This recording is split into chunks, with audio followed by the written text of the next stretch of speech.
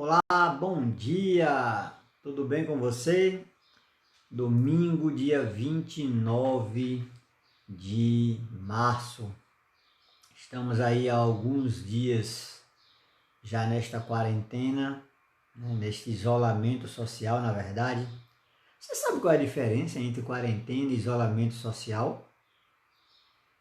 Eu não sabia até a minha esposa me contar que quando você está com uma suspeita, se você estiver com suspeita do coronavírus, então você estará em quarentena. Mas se for uma ação preventiva, então você estará em isolamento social. Eu não sabia disso, achei curioso e compartilhei com vocês nesta manhã.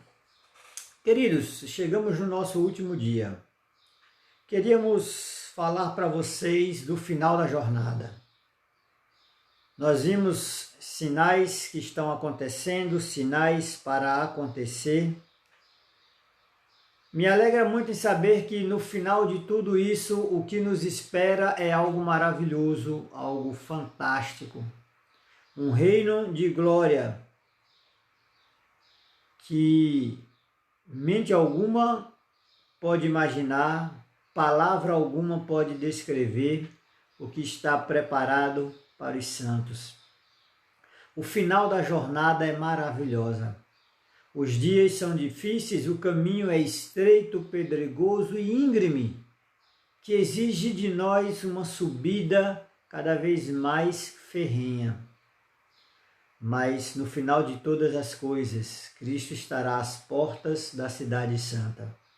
No final da jornada, os santos escolhidos de Deus entrarão pelos portais da eternidade. E quão maravilhoso será isso! Mas,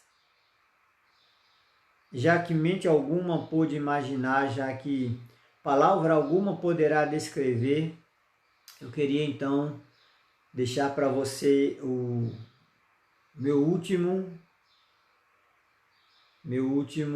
aviso, a última voz de advertência ao longo desta semana. Passamos dias gloriosos na presença de Deus, estivemos buscando a face do Senhor cada dia, cada manhã, e hoje encerramos esse período, ficamos aqui 9 dias estudando a palavra de Deus, descobrindo aqui dia a dia os sinais, o que está para acontecer, partindo como base, como princípio esse momento. Então eu queria convidar você nesse momento a fechar os olhos. Bom dia, Ronaldo, bom dia, Magali, bom dia, Agostinho, sejam bem-vindos a esse momento de oração, a esse momento de busca da palavra de Deus. Estamos nessa corrente e continuaremos enquanto durar esse período de isolamento social, orando nessa corrente de oração às 6, ao meio-dia e às 18 horas. Esse é o nosso projeto Daniel, tá? Projeto Daniel, eu oro 3 vezes ao dia e queremos convidar você para fazer parte deste grupo de intercessores. Feche seus olhos e vamos falar com Deus. Pai Santo e Deus Eterno, te agradecemos imensamente, Pai, por tudo que o Senhor fez por nós. Obrigado pela tua mão poderosa em nossas vidas. Obrigado, Senhor Deus, por esses dias em que estivemos buscando a face do teu Filho Jesus. Obrigado porque o Senhor não nos desamparou. Em meio a tudo o que está acontecendo e a tudo que ainda está para acontecer, diante dos últimos eventos da história deste planeta, após 9 dias estudando a tua palavra, temos a certeza de que o Senhor está no controle de todas as coisas.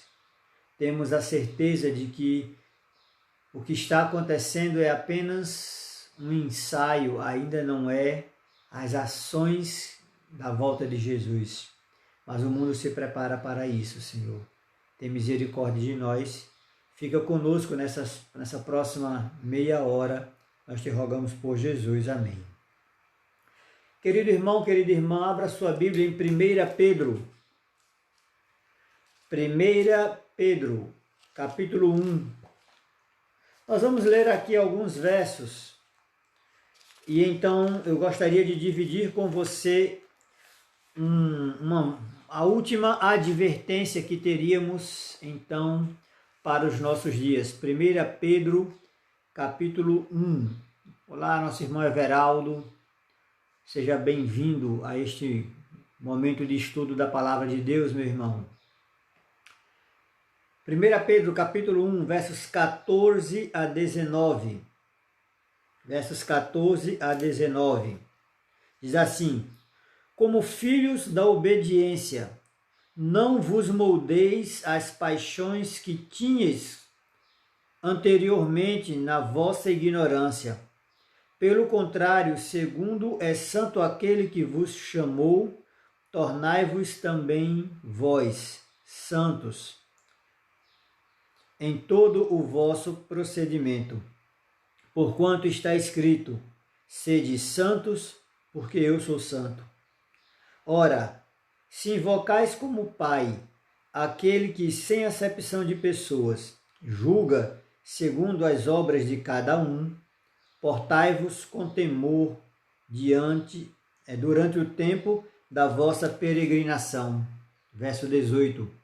Sabendo que não foi mediante coisas corruptíveis, como prata ou ouro, que fostes resgatados do vosso fútil procedimento que vossos pais vos legaram, mas pelo precioso sangue, como de cordeiro sem defeito e sem mácula, o sangue de Cristo, concedido com efeito antes da fundação do mundo. Irmão, irmã, hoje eu queria falar com você sobre 2 caminhos. Hoje eu não vou falar muito, eu vou ler para vocês o que está escrito neste livro. Este livro, cujo título é Testemunhos para a Igreja, no volume 1, fala sobre o nosso proceder. São conselhos do Espírito Santo para a Igreja de Deus nos últimos dias. E na página 127, capítulo 22, o título é Os 2 Caminhos. Na Assembleia de Battle Creek, em Michigan, em 27 de maio de 1856, foram-me em visão mostrado algumas coisas que dizem respeito à igreja em geral. Fora-me mostrada a glória e a majestade de Deus. Disse o anjo que me acompanhava: ele é terrível em sua majestade. Contudo, vocês não o compreendem. Terrível é a sua ira, e, no entanto, o ofendem diariamente. Porfiai por entrar pela porta estreita, porque larga é a porta e espaçoso o caminho que conduz à perdição, e muitos são o que entram por ele. E porque estreita é a porta e apertado o caminho que leva à vida, e poucos há que o encontrem. Mateus capítulo 27, versos 13 e 14. Queridos, nesse momento eu quero relatar para você. Olá, irmã Tereza, seja bem-vinda. Hoje eu quero falar para você sobre 2 caminhos que o povo de Deus percorre.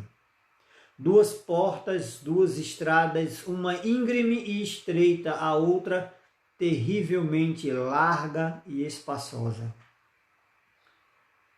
Ela diz aqui: estes caminhos são distintos, separados, diferentes. e em direções opostas. Um leva à vida eterna e o outro à morte eterna. Vi a distinção entre esses caminhos e também a diferença entre as multidões que neles viajam. Os caminhos são opostos.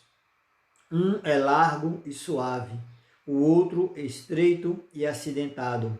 Semelhantemente, as duas multidões que os percorrem são opostas no caráter, na vida, no vestuário e na conversa.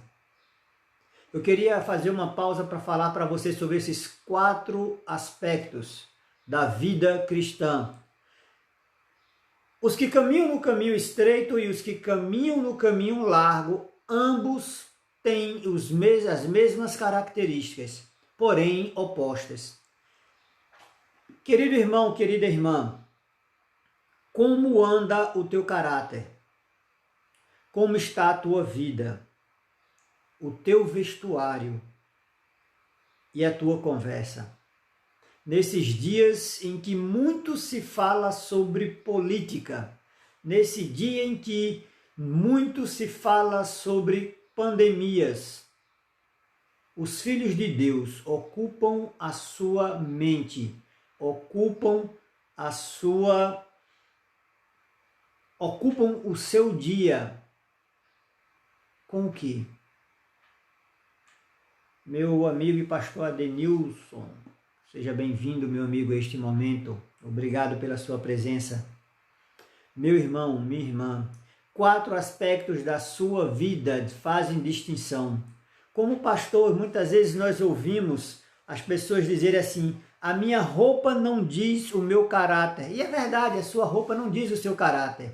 A sua roupa diz o Deus a quem você serve, não o seu caráter. As suas palavras talvez não digam o seu caráter, mas as suas palavras dirão do que a sua mente está ocupada. Se é com as coisas do alto ou se é com as coisas frívolas e temporais aqui da terra. É verdade, querido. O seu caráter, este sim, será a única coisa que você vai levar daqui da terra para o céu. Nesta visão dos 2 caminhos, coisas duras e terríveis, a serva do Senhor, a profetisa de Deus para esta igreja nos últimos dias, ela alerta o seu povo.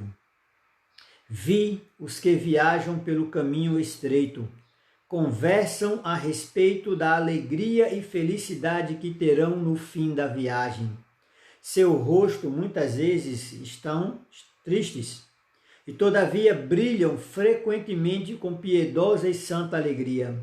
Não se vestem como a multidão do caminho largo, nem falam ou procedem como eles. Um modelo lhes foi dado, um homem de dores e experimentado nos trabalhos. Lhes abriu aquele caminho e o palmilhou. Seus seguidores veem os rastros e ficam consolados e animados.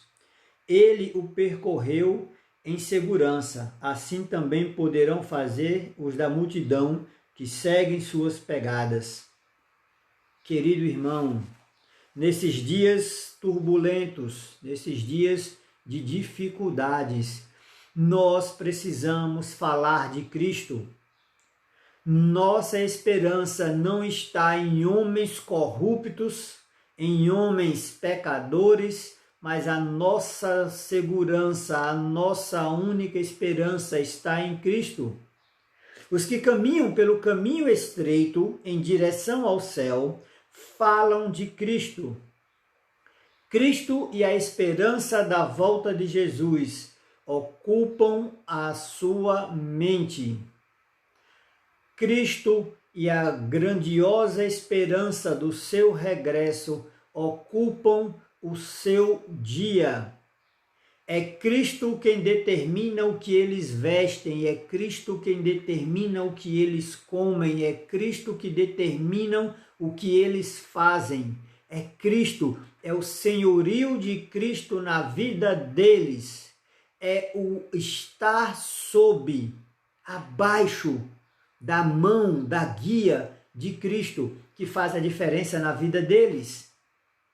Meu irmão, minha irmã, na estrada larga, todos estão preocupados consigo mesmos.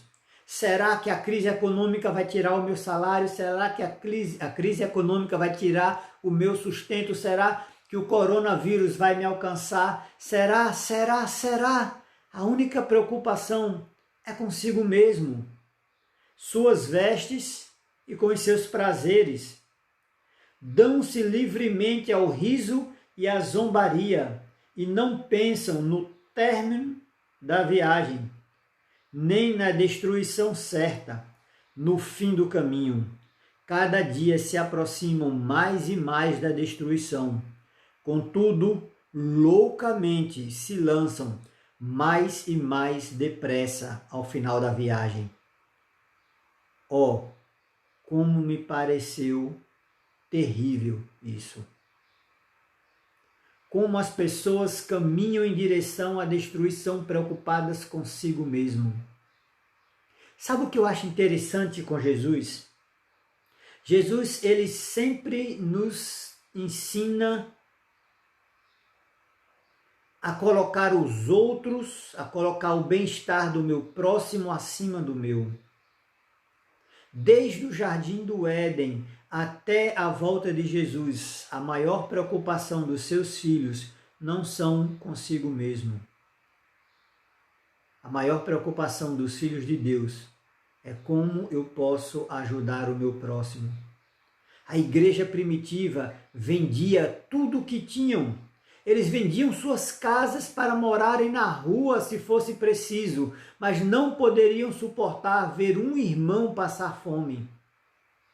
Hoje, neste domingo, nós estamos fazendo um mutirão, uma campanha de doação de alimentos para ajudar os nossos irmãos autônomos que irão, ou se ainda não estão, irão passar por algumas dificuldades.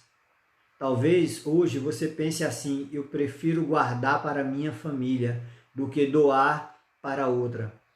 Querido, talvez hoje você tenha para guardar, mas e se amanhã você precisar e não tiver, porque você não doou e outras pessoas pensaram como você? Se você pode, nos ajude hoje nesta campanha. Agora, querido, se o que você ouviu até agora foi difícil de ouvir, prepare-se, porque difícil vai ser o que vamos ler agora. Estamos lendo o capítulo 22 do livro Testemunhos para a Igreja, volume 1. Ela diz aqui: vi, e olha que coisa terrível. Terrível o que ela vai relatar agora, que ela presenciou em visão. Vi, percorrendo a estrada larga, muitos que tinham sobre si escritas estas palavras: morto para o mundo. Próximo está o fim de todas as coisas. Estejam vocês também preparados. Pareciam precisamente iguais a todas aquelas pessoas frívolas que em redor se achavam, com a diferença única de uma sombra de tristeza que lhes norteia o rosto. Sua conversa era perfeitamente igual à deles. Daqueles que, divertidos e inconscientes, se encontravam em redor, mas de quando em quando lembravam do que estava escrito em suas roupas, mostravam com grande satisfação as letras de suas vestes, convidando outros a tê-las sobre si. Estavam no caminho largo e, no entanto, professavam pertencer ao número dos que estavam no caminho estreito. Os que em redor deles estavam diziam: não há. Os que estavam no caminho largo olhavam para estas pessoas e diziam: não há diferença entre nós. Somos iguais.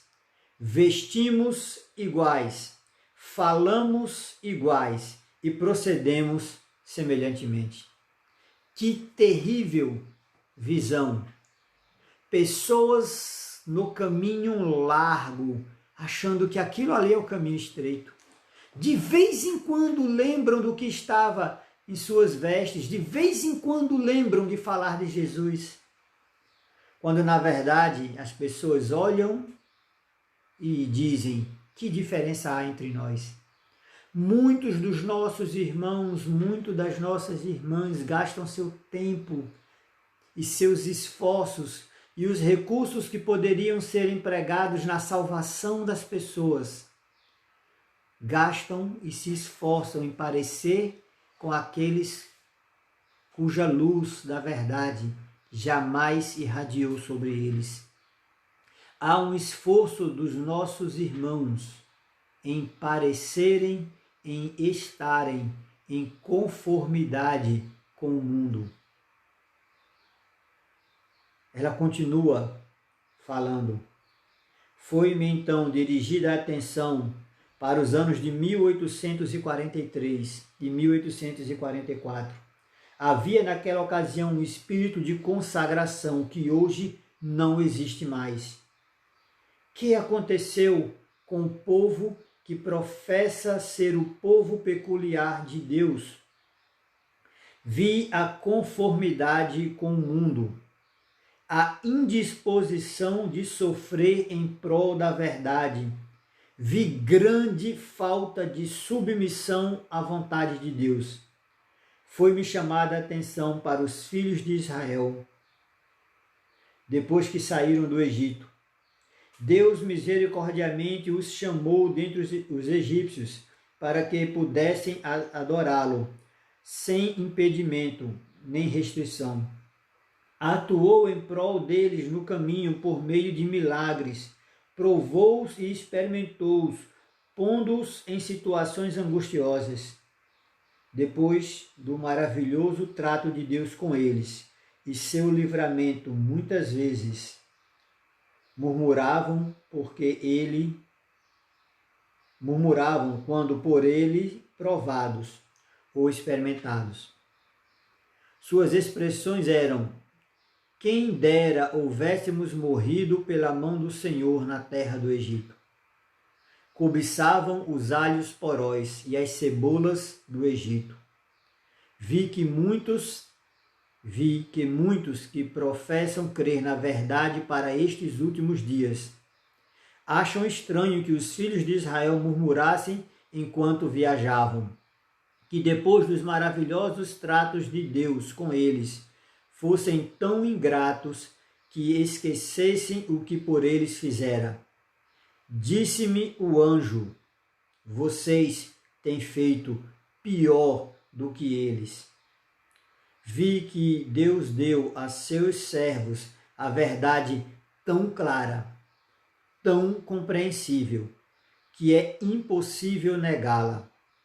Onde quer que estejam, tem certa a vitória. Seus inimigos não poderão fugir à convincente verdade. A luz foi derramada com tanta clareza que os servos de Deus podem levantar-se em qualquer parte e fazer com que a verdade, clara e harmoniosa, ganhe a vitória. Sabe, irmão, quando eu ouço essas palavras, quando eu vejo como o povo de Deus se encontra, quando eu vejo, e como pastor, como eu vejo, como o mundo, a conformidade com o mundo, o desejo de se parecer não com os filhos da luz, mas com os filhos das trevas, como isso tem custado valoroso tempo da pregação do Evangelho, como isso tem tirado da pregação do Evangelho valiosos recursos. Nós deveríamos estar no céu. mas ainda estamos aqui na terra. Deveríamos estar gozando de 1000 anos no céu, mas ainda estamos na terra. E eu louvo a Deus, porque se nosso Salvador já tivesse voltado, talvez a multidão do caminho estreito não fosse tão multidão assim. Até quando vamos viver? Até quando vamos porfiar entre dois senhores?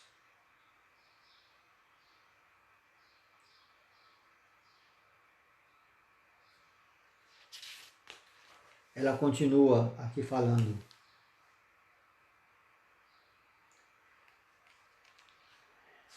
Eu estou sem relógio e não sei dizer a hora. Não gostaria de ultrapassar o tempo. Vou continuar a ler algumas coisas aqui. Ela continua aqui dizendo: Satanás faz parecer grandes as suas provações e incute-lhes no espírito pensamentos que, a serem satisfeitos, lhes destruirão a influência e a utilidade. Alguns se têm sentido tentados a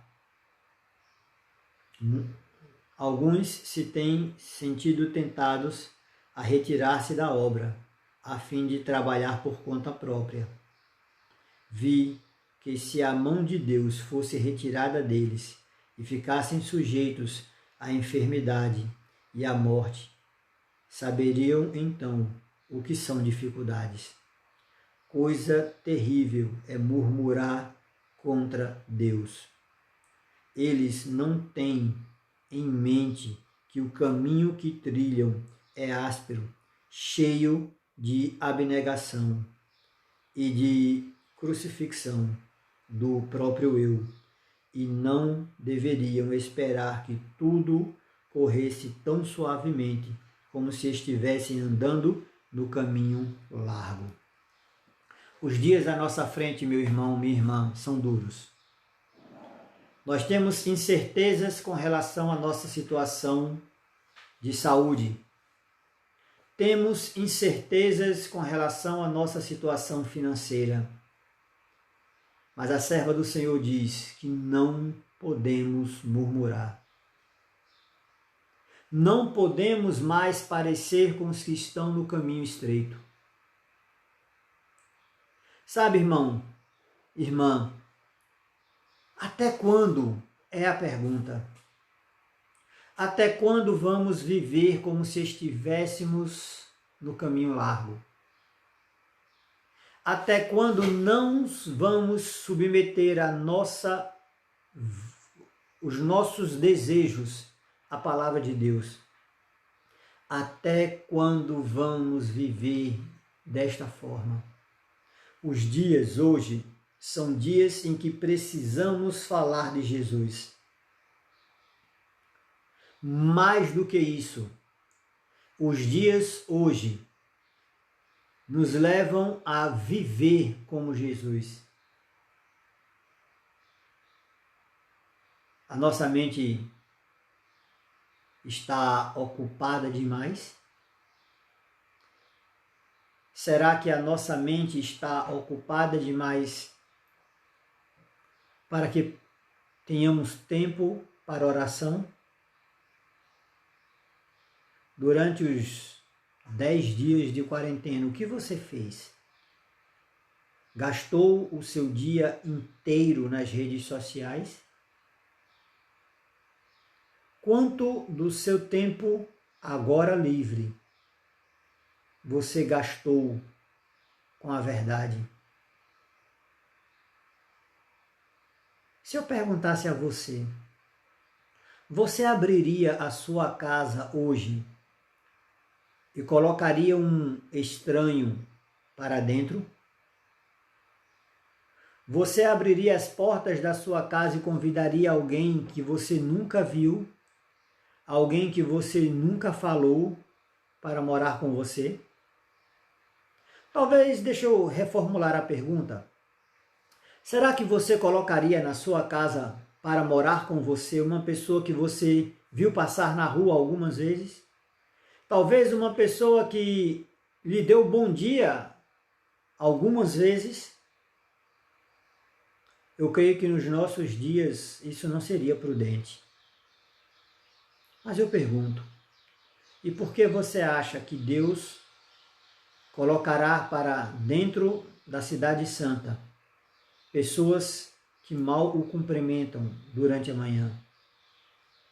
Se você não tem coragem de colocar um desconhecido para dentro da sua casa, por que você acha que Deus colocaria desconhecidos para dentro da sua casa? Eu não falo da sua igreja, falo da Santa Cidade, da Nova Jerusalém. Aqueles que entrarão pelos portais da eternidade não são aqueles cuja vida estiver em conformidade com o mundo. Meu irmão, minha irmã, sua roupa, irmão, seu carro, irmão, sua casa, irmão, sua maquiagem, irmã, diz o Deus a quem você serve. Olhe para você, examine a sua vida e veja se você se parece mais com os filhos da luz ou com os filhos das trevas. Se a sua vida está em conformidade com a sua fé. Talvez você seja uma daquelas pessoas que acham que do espírito de profecia nós devemos tirar apenas o conceito. Ou talvez você faça parte do grupo que diz que o espírito de profecia está ultrapassado. Eu já ouvi isso dentro da igreja. Pessoas que me disseram, pastor, espírito de profecia é coisa do passado. Outros disseram, pastor, os escritos, as coisas que estão escritas aí são antigas. Nós temos que tirar o conceito disso. Mas, irmão, lembre-se que não havendo profecia, o povo se corrompe. Os escritos de Ellen White são para evitar que nós nos corrompemos. Não tem o mesmo peso da Bíblia. A Bíblia ainda é a nossa única regra de fé e prática. Mas não havendo profecia, o povo se corrompe. Um dia, uma pequena nuvem surgirá no céu, do tamanho da metade da palma da mão de um homem. Uma pequena nuvem negra permanecerá fixa no céu, enquanto aumenta de tamanho. Para os que vivem no caminho largo, para aqueles que não se submetem, não submetem a sua vaidade, não submetem o seu orgulho, não submetem a sua vida, as suas palavras, o seu proceder ao assim diz o Senhor. Para estes é um dia como outro qualquer.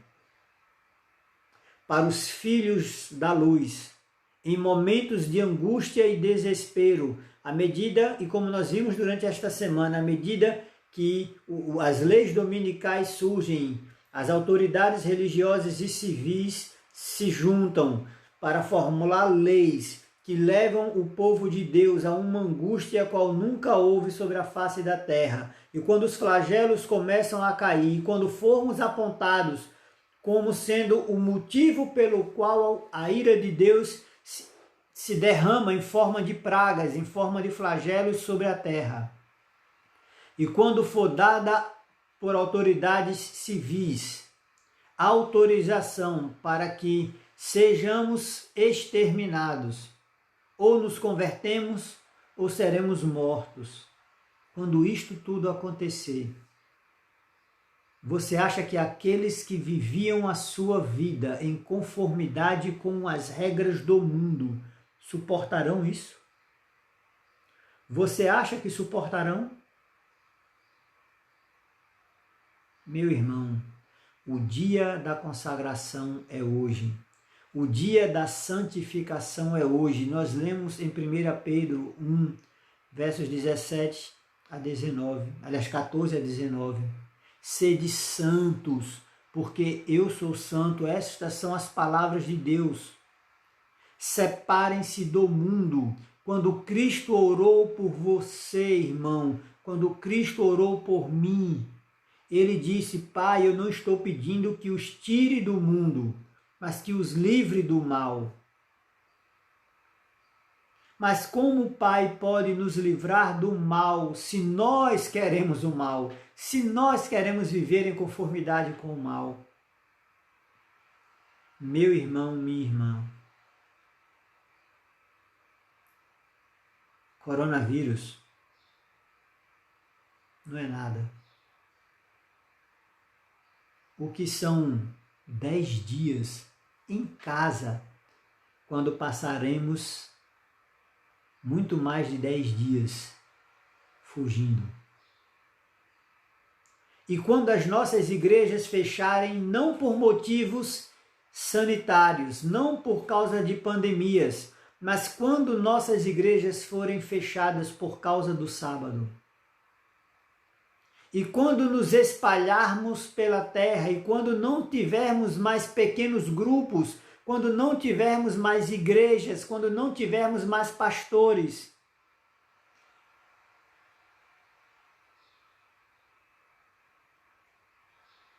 como vai ser a minha vida nesse período?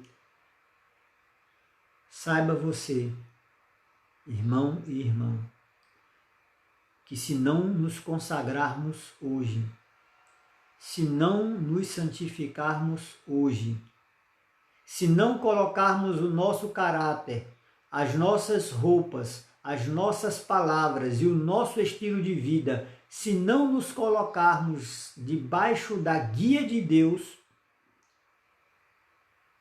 meu irmão, minha irmã, não suportaremos estes dias. Seremos como Pedro, sem o arrependimento. Abandonaremos a fé, passaremos para as fileiras do mal e trairemos o nosso Senhor. Por favor, meu irmão e minha irmã, tenha misericórdia. Examine a sua vida. Você sabe o que não está de acordo com a palavra de Deus. E se você não conseguir, ore e peça a Deus que lhe mostre o que na minha vida, Senhor, não está te agradando. E abandone os seus maus costumes. Abandone o seu mau costume. Santifique-se na verdade. Eu gostaria de orar nesse momento por você. Eu gostaria de orar neste momento para que Deus tenha misericórdia de mim e de você. Eu queria orar nesse momento por santidade, em nome de Jesus. Feche seus olhos e vamos falar com Deus. Pai Santo e Deus Eterno, Senhor Deus Todo-Poderoso, que nesses dias, Pai, em que temos tempo de sobra, nesses dias em que somos obrigados a permanecer em nossas casas, que sejam esses dias de louvor e adoração ao Teu nome. Pai amado, não temos nada a temer, a menos que esqueçamos de como o Senhor nos conduziu no passado. Não temos por que temer, Senhor Deus, esses dias de isolamento social, porque a Tua palavra nos mostrou ao longo desta semana que isto é apenas um ensaio, um preparativo para leis futuras, para movimentos futuros. Terminado estes dias, o mundo não será mais o mesmo. Esses dias transformarão a mente das pessoas. Já temos um líder religioso convocando cristãos, católicos e protestantes a se unirem em oração. Já se unem para louvar, se unem para orar. Passado esses dias, a tua palavra nos revelou ao longo desta semana, o mundo não será mais o mesmo. Por isso que neste momento eu oro pelos teus filhos, por aqueles que estão no caminho estreito, para que a luz que emana do trono da graça de Deus continue iluminando o caminho, para que mesmo nas dificuldades da dura jornada, sejam eles agraciados com porções generosas da tua graça e da tua presença. Eu oro por aqueles cuja vida ainda não está em submissão à tua vontade, Senhor. Por aqueles que estão no caminho largo e professam fazer parte do povo, do número dos que estão no caminho estreito. Eu oro para que a vaidade seja vencida na vida dos teus filhos. Eu oro para que a ganância seja vencida na vida dos teus filhos. Para que a avareza seja vencida na vida dos teus filhos. Para que eles compreendam o teu amor e as tuas palavras. Para que amem ao seu próximo como o Senhor nos ama. Para que nos deem condições de levar avante nestes dias o teu amor e a mensagem dos 3 anjos, porque Babilônia precisa cair. Porque as pessoas precisam saber que se permanecerem com ela, receberão o selo de propriedade de Babilônia. E este selo é um terrível alvo para que o vinho da cólera de Deus, preparado sem mistura no cálice da sua ira, seja derramado sobre eles. Tem misericórdia de nós.